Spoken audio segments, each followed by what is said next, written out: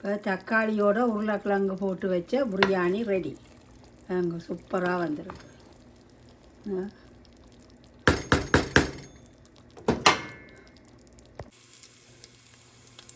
பட்டை கிராம்பு ஏலக்காய் மராட்டி மொக்கு பிரிஞ்சியில் போட்டு வதங்க விட்டுட்டு நல்லா நெய்யில் வதங்கட்டும்.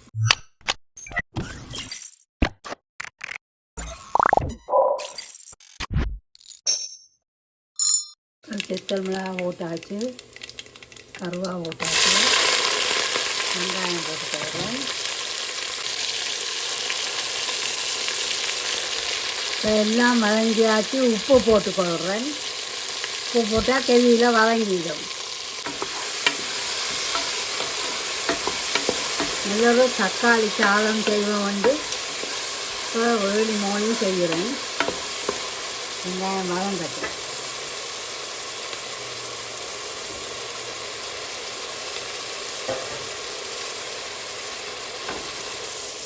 மக்களே, மல்லியில் புதினாயில் கருவேப்பிலையெல்லாம் எடுத்து வச்சுருக்கிறேன்.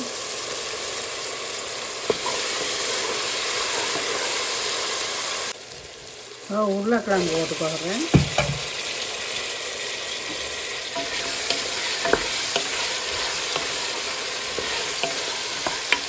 இப்போ உருளைக்கிழங்கு போட்டாச்சு, வதங்கட்டும்.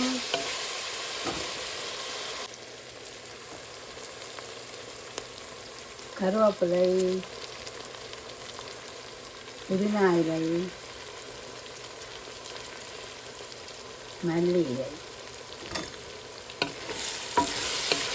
எல்லாத்தையும் போட்டு வதக்குவோம்.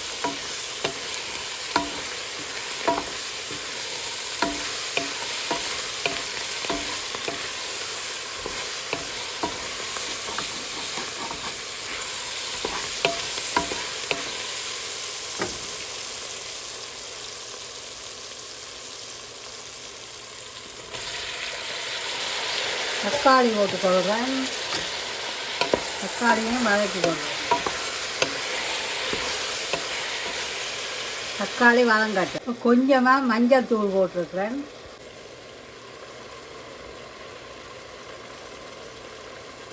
மிளகாத்தூள் போட்டு கொள்கிறேன்.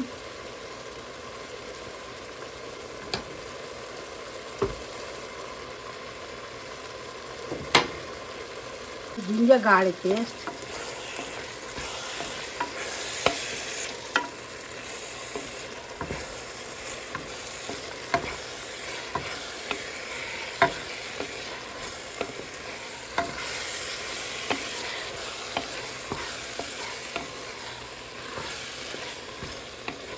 தக்காளி போட்ட பிறகு ஜிஞ்சர் கார்லிக் பேஸ்ட் போட்டால் அடி பிடிக்காது.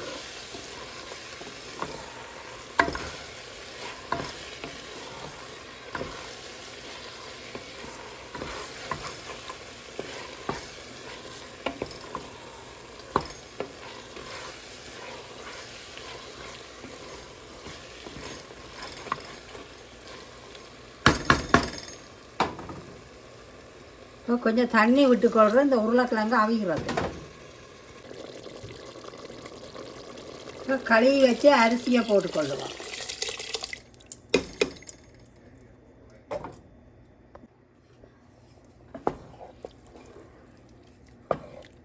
இப்போ 2 ரைஸ் கப்பால் அரிசிக்கு 7 கப் தண்ணி விட்டுருக்குறேன்.